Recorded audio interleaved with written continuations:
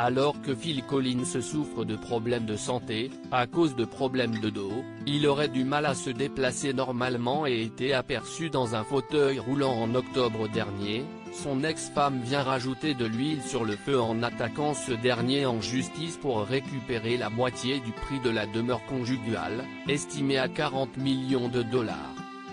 Marié en 1999 puis divorcé en 2006 avant de remettre le couvert en 2016 pour finalement se séparer, une bonne fois pour toutes. Cette année, Phil Collins et Oriane Seven ne semblent pas prêts d'enterrer la hache de guerre.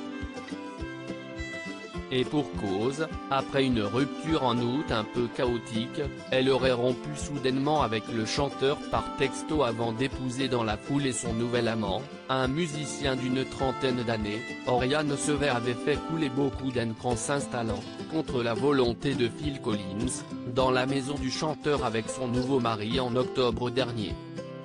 Refusant de quitter les lieux, le couple avait même fait appel au service de garde armée pour empêcher les indésirables de venir les déloger.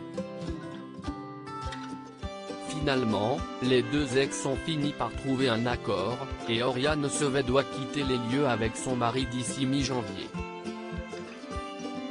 Reste encore à régler leur querelle financière concernant les parts touchées sur la vente de la maison.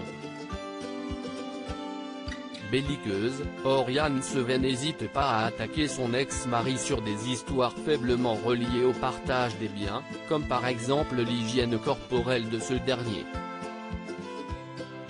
Dans des documents légaux cités par le média Le Matin, elle accuse Phil Collins d'avoir vécu en reclus de 2019 à 2020, refusant de se doucher et de se brosser les dents pendant près d'un an. L'odeur de Philippe est devenue si forte qu'il est devenu un ermite, refusant d'interagir personnellement avec quiconque, rapportent les déclarations. Ces déclarations sont fausses et scandaleuses. Les avocats du chanteur de Easy Lover ont, quant à eux, réfuté ces accusations, les jugeant fausses et scandaleuses. Dévoilées dans les médias pour faire du mal à Phil Collins afin de lui extorquer de l'argent. Par ailleurs, Oriane Seven a également accusé son ex-mari d'être accro aux antidouleurs. Où commence le faux, où s'arrête le vrai? Difficile de le savoir, mais cette sombre histoire ne semble pas prête d'être terminée.